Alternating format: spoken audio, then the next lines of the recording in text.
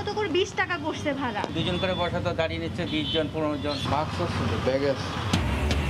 গণপরিবহনে ফের বিশৃঙ্খলা, ইচ্ছে মতো যাত্রী নেয়ার পাশাপাশি ভাড়া নিয়ে নৈরাজ্য, কর্তৃপক্ষের দায় সারা হুঁশিয়ারি। বেগম জিয়ার স্থায়ী মুক্তির বিষয়টি বিবেচনা করবে সরকার, আশাবাদী বিএনপি। 42তম প্রতিষ্ঠাবার্ষিকীতে জিয়ার সমাধিতে শ্রদ্ধা।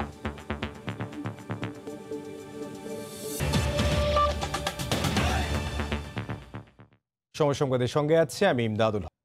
ফের বিশৃঙ্খলা অবস্থায় গণপরিবহন। সরকারি নির্দেশনা মতে আজ থেকে গণপরিবহনে আগের ভাড়ায় ফেরার কথা থাকলেও তা মানা হচ্ছে না। যত সিট তত যাত্রী তো দূরে থাক, ওঠানো হচ্ছে অতিরিক্ত যাত্রী। স্বাস্থ্যবিধি মানতে এবং মানাতে চরম উদাসীনতা। আবার এসব অভিযোগের পেছনে যুক্তিরও কমতি নেই পরিবহন সংশ্লিষ্টদের। আর পরিস্থিতি পরিদর্শনে মাঠে নেমে কঠোর হবার হুঁশিয়ারি বিআরটিএ চেয়ারম্যানের। যত সিট তত যাত্রী, অথচ মানছে কে? আবার মানাবেই বা কে? কমতি নেই অজুহাতের। দুই একজন উল্টা যায় দৌড়ে কি করবো? নিয়মিত যত সিট তত যাত্রী। আমাকে তো বলে নাই কিছু, আমাকে যাইতে হবে না। এই রোডে মহাখালী যাওয়ার গাড়ি একটাই, এখন আমাদের তো সবাইকে অফিসে যেতে হবে। উপরে তো ভাড়া কাটতে গেছে, দু একজন উঠে গেছে। গেট লক করার কথা না, লাগে না, গেট লক হয় না। অন্যদিকে মাস্ক পরতেও যেন অনীহা অনেকের। ভাবখানা এমন, করোনা নয়, ভয় যত ক্যামেরায়। চালক, সহকারী কিংবা যাত্রী সবারই আজব আজব অজুহাত। এক সাইডে দাঁড়িয়ে আছি, সামনে থেকে নিয়ে ভুল হয়ে গেছে আমার। কাকা মাস্ক পরেন না কেন? মাস্ক আছে। মাস্কটা খুলে বসছেন কেন ভাইয়া? গরম লাগতেছে তো, এই জন্য মাস্ক খুলে বসছি। মাস্ক কই আপনার? মাস্ক ভুলে রাখে বসে। মাস্ক আছে তো, ব্যাগ আছে। আর আগের ভাড়ায় ফেরার কথা থাকলেও বেশ কয়েকটি রুটে ইচ্ছে মতো নতুন ভাড়া নিচ্ছেন মালিকরা। ভাড়া আগেও বেশি নিচ্ছে, এখনো বেশি নিচ্ছে। এখন ওরা নিজেদের মতো করে 20 টাকা করছে ভাড়া। আমাদের সাথে ওরা রুট বিহেভ করছে। দুজন করে বসা তো দাঁড়িয়ে নিচ্ছে 20 জন 15 জন, ভাড়া বেশি নিচ্ছে। অনেক শর্ত আর অনেক নজরদারির কথা বলা থাকলেও বাস্তবের চিত্রটা এমনই। স্বাস্থ্যবিধির বালাই নেই গণপরিবহনে, ভাড়ার নৈরাজ্য অনেকটাই আগের মতো। সেক্ষেত্রে এই সেক্টরে শৃঙ্খলা ফেরাতে কঠোর নজরদারি তাগিদ দিচ্ছেন সাধারণ মানুষ। এদিকে নগরে এসব দেখভালে পরিচালিত হচ্ছে বেশ কয়েকটি মোবাইল কোর্ট। মহাখালী বাসস্ট্যান্ড পরিদর্শনে এসে বিআরটিএর চেয়ারম্যান জানালেন, অনিয়মের বিরুদ্ধে কঠোর হচ্ছেন তারা। যত সিট তত যাত্রী নিয়ে যেন পরিবহন চলে সেটা এনশিওর করার জন্য, এবং যদি কেউ এর ব্যত্যয় ঘটায় সেক্ষেত্রে কঠোর আইনগত ব্যবস্থা গ্রহণ করবে। যদিও দূরপাল্লার বাসে তেমন অনিয়ম চোখে পড়েনি। রাশেদ লিমন, সময় সংবাদ, ঢাকা। এই মুহূর্তে রাজধানীর রামপুরা এলাকায় আছেন রিপোর্টার মুজাহিদ শুভ। সরাসরি চলে যাচ্ছি তার কাছে। শুভ, সারা দেশেই পুরনো ভাড়া আসলে নতুন করে কার্যকর হয়েছে আজ থেকে, অর্থাৎ করোনার কারণে যে 60% অতিরিক্ত ভাড়া দেয়া লাগতো সেটি আজকে থেকে আর দেয়া লাগবে না। তবে আপনাকে বলতে পারি যে এখন এই বিকেলের এই সময়ে আমরা এখন দেখতে পাচ্ছি যে যেসব অফিস ছুটি হয়ে যাওয়ার কারণে যারা বাসে চড়ে হয়তো বাড়িতে ফিরবেন, কিন্তু তুলনামূলকভাবে আমরা গণপরিবহনের সংখ্যাও যেমন কম দেখছি, গণপরিবহনের ভেতরে অতিরিক্ত যাত্রী নেওয়া যাবে না এই ধরনের যে প্রজ্ঞাপনে যেটি বলা হয়েছে, অতিরিক্ত যাত্রী আসলে সেরকম নেই। এবং বিভিন্ন মোড়ে মোড়েও কিন্তু আমরা সেই ধরনের যাত্রীদের চাপও কিন্তু তেমন এটা দেখতে পাচ্ছি না। সেক্ষেত্রে বলা যায় যে প্রতিটি বাসেই কিন্তু যে পরিমাণ আসন আছে সেই পরিমাণ যাত্রী আসলে মূলত যাচ্ছে। তবে একটি বিষয়, ভাড়া নিয়েও আসলে যাত্রীদের মধ্যে তেমন একটা অভিযোগ নেই। বলা যায় যে আগের ভাড়ায় ফিরে গেছে, কিছু কিছু যাত্রীদের অভিযোগ রয়েছে। তবে একটি বিষয়, স্বাস্থ্য সুরক্ষার যে বিষয়টি বারবার বলা হয়েছিল, ড্রাইভার, কন্ডাক্টর অথবা বাসের যাত্রী যারা আছেন তারা স্বাস্থ্যবিধি মেনে চলবেন, মাস্ক পরবেন, সেটি আসলে খুব কমই দেখা যাচ্ছে। বিশেষ করে যারা কন্ডাক্টর আছেন তাদের গলায় মাস্ক ঝুলানো থাকলেও মাস্ক পরতে আসলে দেখা যাচ্ছে না। ড্রাইভারদের কাউকে কাউকে মাস্ক পরতে দেখা যাচ্ছে, এবং যাত্রীদের মধ্যে গড়ে যদি বলা যায় যে অর্ধেক যাত্রী হয়তো মাস্ক পরছেন, কিন্তু অর্ধেকই আসলে পরছেন না। এবং আরও একটি বিষয় প্রজ্ঞাপনে বলা হয়েছে যে হ্যান্ড স্যানিটাইজার কিংবা হাত ধোয়ার ব্যবস্থা, গণপরিবহন জীবাণুমুক্ত করা, সেই ধরনের আসলে কোনো ধরনের প্রস্তুতি কিন্তু কোনো গণপরিবহনে আমরা এখন পর্যন্ত দেখতে পাইনি। তো বলা যায় যে রাজধানীতে সকাল থেকেই যেটি দেখা যাচ্ছে এবং বিকেলেও আমরা যেটি দেখছি যে গণপরিবহনে যেমন উপচে পড়া সেই রকম কোনো ভিড় নেই। একইভাবে অতিরিক্ত ভাড়া নিয়েও কিন্তু সেই ধরনের অভিযোগ আমরা কম পাচ্ছি। তবে সত্যিকার অর্থে স্বাস্থ্যবিধি মেনে কেউ চলছে কি চলছে না, যাত্রীরা কতটুকু স্বাস্থ্যবিধি মেনে চলছে সেটি দেখার কিন্তু ট্রাফিক পুলিশ কিংবা আইন শৃঙ্খলা রক্ষা বাহিনীর সদস্যদের মধ্যে কিন্তু এই ধরনের তৎপরতা আমরা কিন্তু দেখতে পাচ্ছি না। গণমাধ্যমের ক্যামেরা দেখে হয়তো কোথাও আইন শৃঙ্খলা বাহিনীর সদস্যদেরকে একটু তোড়জোড় দেখলেও আমরা বিভিন্ন মোড়ে দেখেছি আসলে এই ধরনের নজরে নেওয়া হচ্ছে না যে আসলে স্বাস্থ্যবিধি কেউ মানছে কি মানছে না। তো এই ছিল এখানকার সবশেষ খবর। ইমদাদ। রামপুর থেকে যোগ দিয়েছিলেন সহকর্মী মুজাহিদ শুভ। সরকারি নির্দেশনা না মেনে চলাচলকারী গণপরিবহনের বিরুদ্ধে ব্যবস্থা নেওয়ার নির্দেশ দিয়েছেন সড়ক পরিবহন ও সেতুমন্ত্রী ওবায়দুল কাদের। এক ভিডিও বার্তায় দুপুরে তিনি আরও বলেন, সবার সম্মিলিত প্রচেষ্টায় সড়কে শৃঙ্খলা ফেরানো সম্ভব। কিছু কিছু পরিবহন সরকারি নির্দেশনা মানেনি, তাদের বিরুদ্ধে আইনগত ব্যবস্থা নেওয়া উচিত। শুধু মালিক শ্রমিক এখানে স্টেক হোল্ডার যারাই আছেন এখানে প্রত্যেকেরই মনিটরিং বিআরটিএ কে বিশেষভাবে নজর দিতে হবে। সবাইকে অনুরোধ করব আমাকে সড়কের শৃঙ্খলা, পরিবহনের শৃঙ্খলা ফিরিয়ে আনতে সহায়তা করুন। এদিকে নাব্য সংকটে ফেরি ঘাটে ভোগান্তি চরমে। শিমুলিয়া কাঁঠালবাড়ি নৌরুটে প্রতি রাতেই 10 থেকে 12 ঘন্টা বন্ধ থাকে ফেরি। এদিকে পাটুরিয়া দৌলতদিয়া নৌরুটেও বেড়েছে যানবাহনের চাপ। পদ্মা নদীতে নাব্য সংকটে লৌহজং টার্নিং পয়েন্টে পানির গভীরতা মাত্র 6 ফুট। শিমুলিয়া ঘাট কর্তৃপক্ষ জানায়, রাতভর বন্ধ থাকার পর ভোর 6টা থেকে ফেরি চলাচল শুরু হয়। এ সময় দুপারে যানবাহনের দীর্ঘ লাইনের সৃষ্টি হয়। চরম দুর্ভোগ পোহাতে হচ্ছে এ রুটে চলাচলকারীদের। এদিকে পাটুরিয়া দৌলতদিয়া নৌরুটেও এর প্রভাব পড়েছে। উভয় ঘাট পারাপারের অপেক্ষায় রয়েছে কয়েকশো যানবাহন।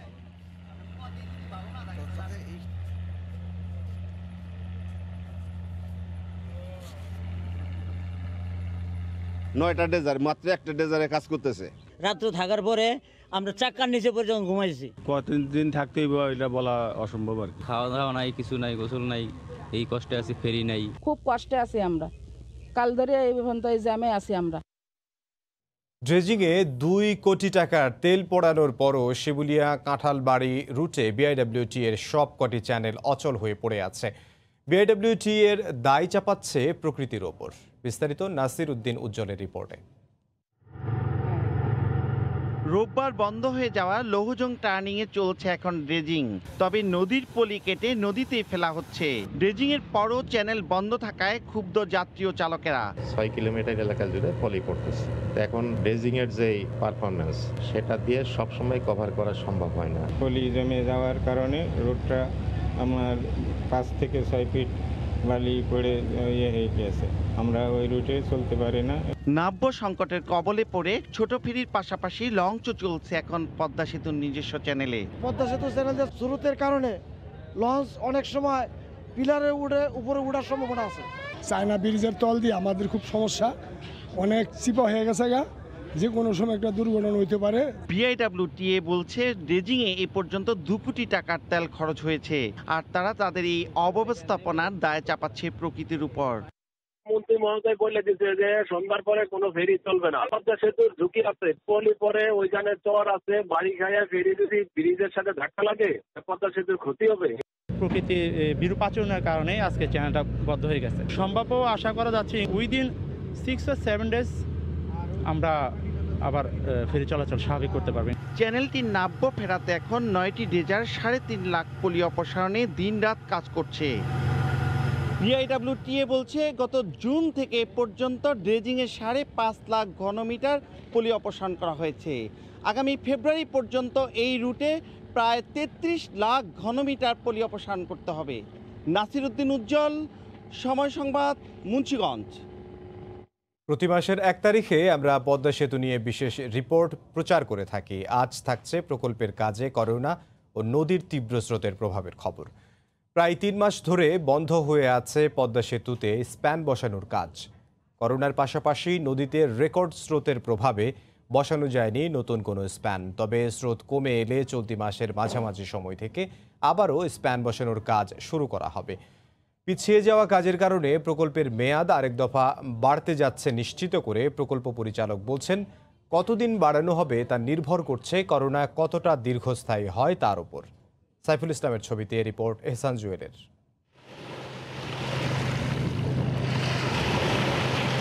প্রতি বছর 2 সপ্তাহে পানি নেমে গেলেও এবার রেকর্ড 2 মাস সময় ধরে তীব্র স্রোত নদীতে।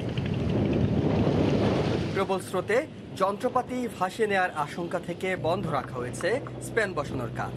এর মাঝে করোনার প্রভাব সব মিলিয়ে গত 10 জুনের পর বসেনি কোনো স্প্যান। ওই মাসেই মাওয়া প্রান্তে 32তম স্প্যান বসানোর সব প্রস্তুতি নেওয়া ছিল। এর মধ্যে গত 31শে জুলাই পদ্মা সেতুর ইয়ার্ডে ভাঙনের ফলে নদীগর্ভে তলিয়ে যাওয়া 126টি রোডওয়ে স্ল্যাব বানানোর কাজ নতুন করে শুরু হয়েছে। তবে একই সময় তলিয়ে যাওয়া 192টি রেলওয়ে গার্ডার বানাতে হবে দেশের বাইরে।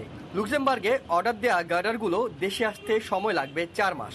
সব মিলে তাই আরেক দফা বাড়তে যাচ্ছে প্রকল্পের মেয়াদ। 2022 সাল পর্যন্ত বাড়ানোর ইঙ্গিত পাওয়া গেলেও প্রকল্প পরিচালক বলছেন, সবকিছু নির্ভর করছে করোনা পরিস্থিতির উপর। আমাদের নির্ধারিত সময় যেটা গভর্নমেন্ট অনুমোদন করেছে সেটা জুন 2021, কিন্তু করোনার কারণে আমরা এই সময়টা রাখতে পারছি না, কারণ আমাদের যে অলরেডি কিছু কাজ আমরা পিছিয়ে গেছি, সেই জন্য আমাদের সময়টা পুনর্নির্ধারণ করতে হবে। তবে আমরা এখনো সঠিকভাবে বলতে পারছি না, এই জন্য যে আসলে করোনা তো এখনো শেষ হয় নাই। যে 10টি স্প্যান উঠানো বাকি, তার মধ্যে 7টি উঠানোর জন্য পুরো প্রস্তুত আছে।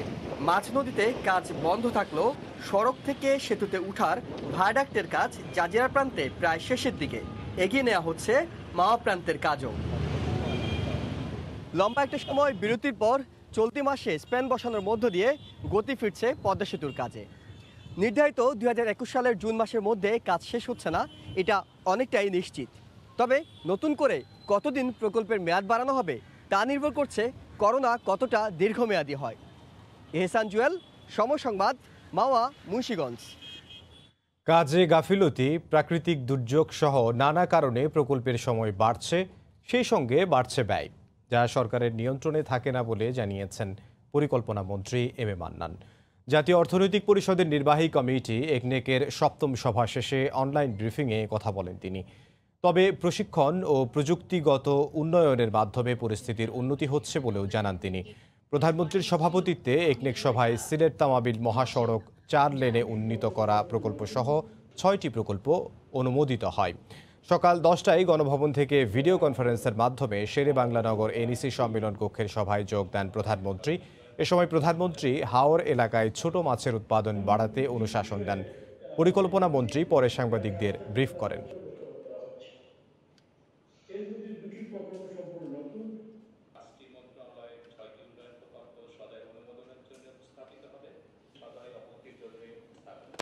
কিছু এলিমেন্টস আমাদের দেশের অভ্যন্তরে আছে, এই যেমন রেট শিডিউল বদলানো, এই জন্য অনেক সময় আমাদের সংশোধনের প্রয়োজন হয় এবং আমরা করতে বাধ্য হই।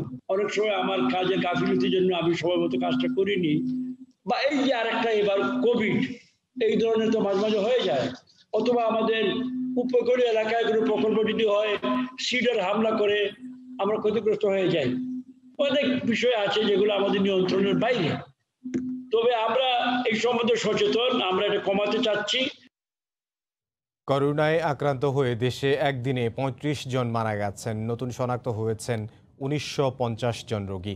এ নিয়ে দেশে মোট রোগীর সংখ্যা 3,14,946 জন। স্বাস্থ্য অধিদপ্তরের হিসেবে গত 24 ঘন্টায় নমুনা পরীক্ষা করা হয়েছে 12,209 জনের। এ পর্যন্ত মোট পরীক্ষা করা হলো 15,62,412 জনের নমুনা। 24 ঘন্টায় নতুন শনাক্ত 1,950 জন, মোট আক্রান্ত 3,14,946 জন। 24 ঘন্টায় মৃত্যু হয়েছে 35 জনের। এ পর্যন্ত মোট মৃত্যু হলো 4,316 জনের। করোনা থেকে 24 ঘন্টায় সুস্থ হয়েছেন 3,290 জন, মোট সুস্থ হয়েছেন 2,08,117 জন।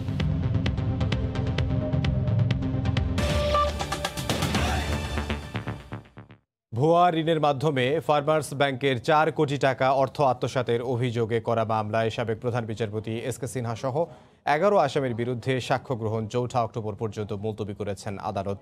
আজ 3 সাক্ষীর সাক্ষ্য গ্রহণ শেষে হঠাৎ অসুস্থ হয়ে পড়েন ঢাকার 4র্থ বিশেষ জজ আদালতের বিচারক শেখ নাজমুল আলম। পরে মুলতবি করা হয় আদালতের কার্যক্রম। এরই মধ্যে এ মামলার বাদী ও তদন্ত কর্মকর্তা, রেকর্ডিং অফিসার, ফার্মার্স ব্যাংকের 2 কর্মকর্তা আদালতে সাক্ষ্য দিয়েছেন। এ মামলায় রাষ্ট্রপক্ষের মোট সাক্ষীর সংখ্যা 18 জন। ফার্মার্স ব্যাংকের 4 কোটি টাকা অর্থ আত্মসাতের মামলায় গত 13ই আগস্ট সাবেক প্রধান বিচারপতি এস.কে সিনহা সহ 11 আসামির বিরুদ্ধে অভিযোগ গঠন করে বিচার শুরু করেন আদালত। আসামিদের মধ্যে এস.কে সিনহা সহ 3 জন পলাতক, 7 আসামি জামিনে আছেন।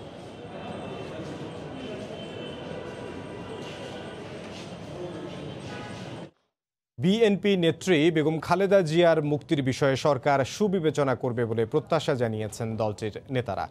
বিএনপির 42তম প্রতিষ্ঠাবার্ষিকীতে প্রতিষ্ঠাতা জিয়াউর রহমানের সমাধিতে ফুল দিয়ে শ্রদ্ধা জানানো শেষে একথা বলেন তারা।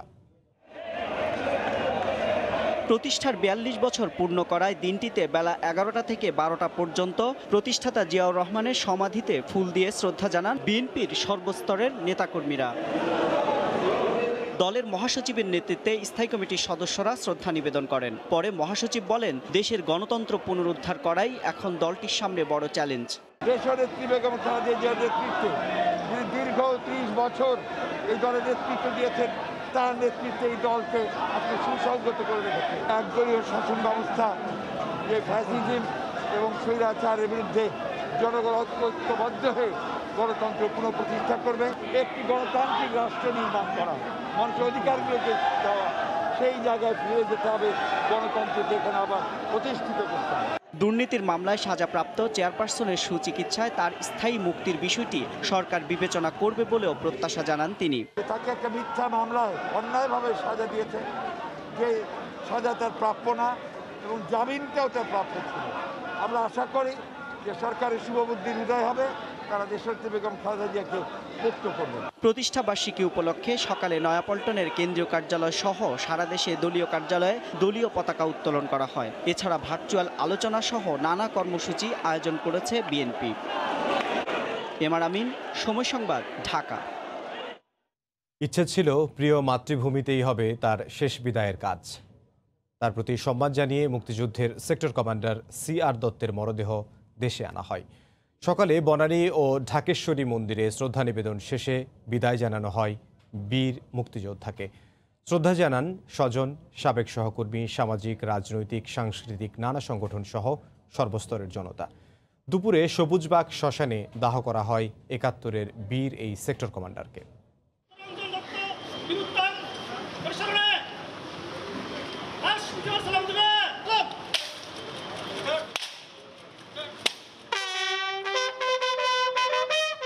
বিউগলের করুণ সুরে বাংলাদেশ শ্রদ্ধা জানালো এক দেশপ্রেমিককে, 71-এর বীর মুক্তিযোদ্ধাকে। রাষ্ট্রীয় সম্মানের পাশাপাশি সর্বস্তরের মানুষের ভালোবাসার শ্রদ্ধার ফুলে ঢেকে যায় জাতির এই বীর সন্তানের মরদেহ। মঙ্গলবার সকাল 8টায় ঢাকেশ্বরী মন্দিরে আনা হয় CR দত্তের মরদেহ। শ্রদ্ধা জানান রাজনীতিবিদ সহ নানা শ্রেণী-পেশার মানুষ। আর একটা যে কামনা আছে, CR দত্তের এটা স্কুলের টেক্সট বইতে তার কাহিনী লেখা হোক। উনি সবসময় গণতন্ত্রের পক্ষে লড়াই করেছেন। উনি সামরিক সরকারের বিরুদ্ধে সোচ্চার ছিলেন, প্রতিবাদী ছিলেন। যে আদর্শ তিনি রেখে গেলেন, এই আদর্শকে নিয়েই আমরা ভবিষ্যতে পথ চলতে চাই। এর আগে সিএমএইচের হিমঘর থেকে তাকে নেওয়া হয় নিজ বাসা বনানীর DOHS এর মাঠে। সেখানে সাবেক ও বর্তমান সেনাকর্তারা ছাড়াও শ্রদ্ধা জানান বেসামরিক অনেকে। মুক্তিযুদ্ধের ব্যাপার নিয়ে আমি তো জানতাম তার অবদান। আমি খুবই গর্ব অনুভব করি যে তিনি আমাকে স্নেহ করতেন। তারা এমন এক ধরনের মানুষ যে তারা চলে গেলে সেটা মেনে নেওয়া যায় না। আসলে আমি ওনার সাথে সবচেয়ে বেশি সময় কাটাতে পেরেছি, কারণ ছোট হওয়ার কারণে ওই সুবিধাটা আমার হয়েছে। আমরা কিন্তু আমাদের বাবাকে দেখেছি একদম নরম একটা মানুষ। ঢাকেশ্বরী মন্দিরে বাবাকে শেষবারের মতো একসঙ্গে দেখেন তার 4 সন্তান। পরে মরদেহবাহী গাড়ি রওনা দেয় সবুজবাগ শ্মশানের দিকে। এখানে রাষ্ট্রপতি, প্রধানমন্ত্রী, সেনাবাহিনী ও বিজিবির পক্ষ থেকে শ্রদ্ধা নিবেদন করা হয়। আকাশে বন্দুক উঁচিয়ে দেওয়ার পর রাস্তা ও বাসাবাড়িতে মাত্র 550 টাকায় দেয়া হবে সিসি ক্যামেরা, এমন ভুয়া আশ্বাস দিয়ে স্থানীয়দের কাছ থেকে অর্থ হাতিয়ে নেয়ার অভিযোগ উঠেছে গাজীপুর সিটি কর্পোরেশনের এক কাউন্সিলরের বিরুদ্ধে। 1.5 বছরেও ক্যামেরা না পাওয়ায় ক্ষুব্ধ এলাকাবাসী। আর এ বিষয়ে অনুসন্ধান করতে গেলে সময় সংবাদের রিপোর্টারকে ঘুষ দেওয়ার চেষ্টা করেন ওই কাউন্সিলর। রাজিবুল হাসানের রিপোর্টে বিস্তারিত। গাজীপুর সিটি কর্পোরেশনের 40 নম্বর ওয়ার্ডের কাউন্সিলর আজিজুর রহমান শিরিষ অনিয়মের ব্যাপারে তার অফিসে বক্তব্য নিতে গেলে টাকা দিয়ে সময় সংবাদের রিপোর্টারকে ম্যানেজ করার অপচেষ্টা চালান।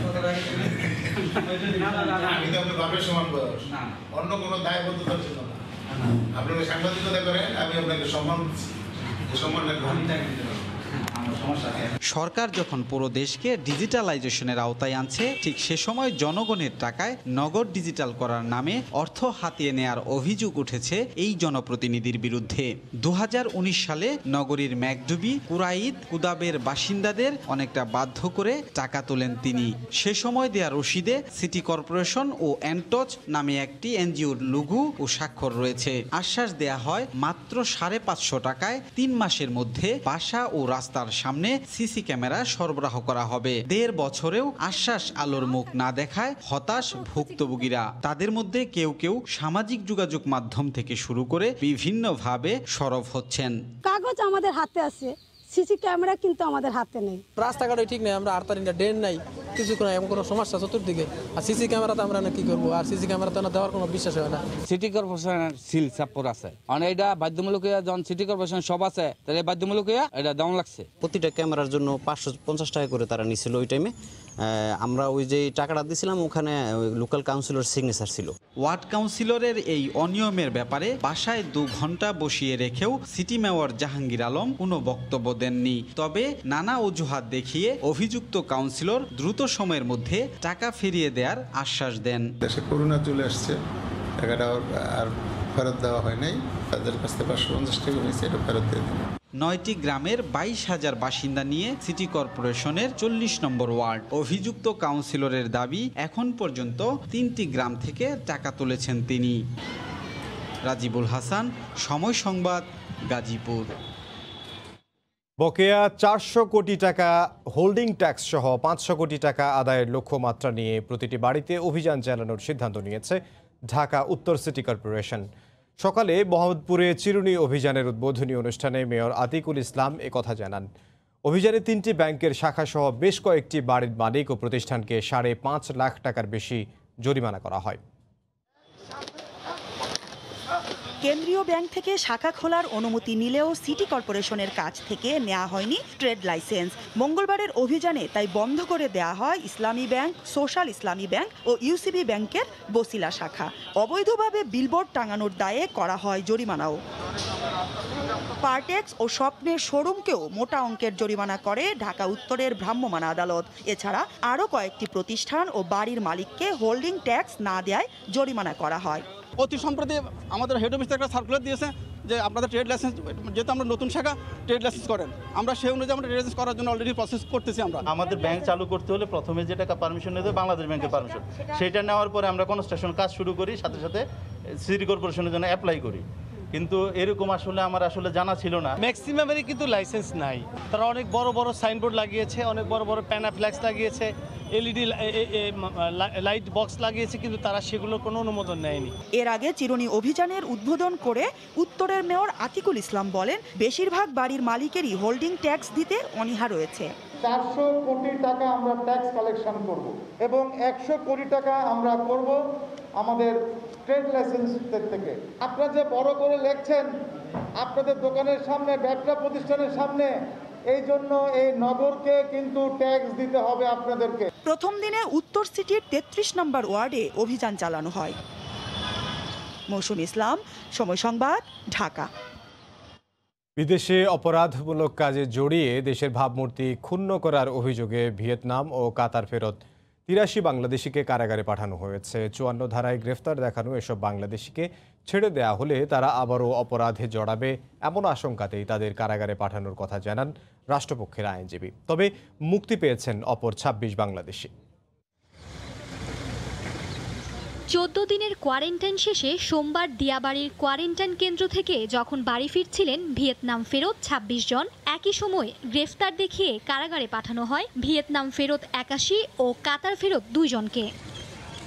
দালালদের খপ্পরে পড়ে নিঃস্ব হওয়ার পাশাপাশি করা হয় অমানসিক নির্যাতন। বাড়ি ফেরার আগে গণমাধ্যমে কষ্টের কথা তুলে ধরেন মুক্তি পাওয়া বাংলাদেশিরা। কাজ নাই, খানি নাই, কিছু নাই, বেতন নাই, সালো আমরা খুব কষ্টের মাঝে আসলাম। এর বাদে বাংলাদেশ দূতাবাসে ডাক দেওয়া, তারপর আমরা দেশে ফিরছি। অন্যদিকে 83 জনের বিরুদ্ধে বিদেশে অপরাধে জড়িত থাকার অভিযোগে 54 ধারায় মামলা করেছে তুরাগ থানা পুলিশ। বিদেশের শ্রমবাজারে বিরূপ প্রতিক্রিয়া সৃষ্টি করেছেন। তাদের ছেড়ে দিলে আইন শৃঙ্খলা পরিস্থিতির অবনতি ঘটবে। রাষ্ট্রপক্ষের এমন যুক্তি আমলে নিয়ে মহানগর হাকিম সত্যব্রত শিকদার তাদের কারাগারে পাঠানোর নির্দেশ দেন। যেহেতু তারা অপরাধমূলক কর্মকাণ্ডে জড়িত ছিলেন, সে কারণে তারা এই বাংলাদেশে যদি তাদেরকে এখনই ছেড়ে দেওয়া হয়, সেক্ষেত্রে আইন শৃঙ্খলার অবনতি করতে পারেন, তারা বিভিন্ন ধরনের অপরাধমূলক কর্মকাণ্ডে জড়িত থাকতে পারেন। সে কারণেই আজকে তাদেরকে বিজ্ঞ আদালত সিডব্লিউ জেল হাজতে নির্দেশ দিয়েছেন। গত 18 আগস্ট দেশে ফেরেন এই 109 জন প্রবাসী। মার্জিয়া মুমু, সময় সংবাদ, ঢাকা।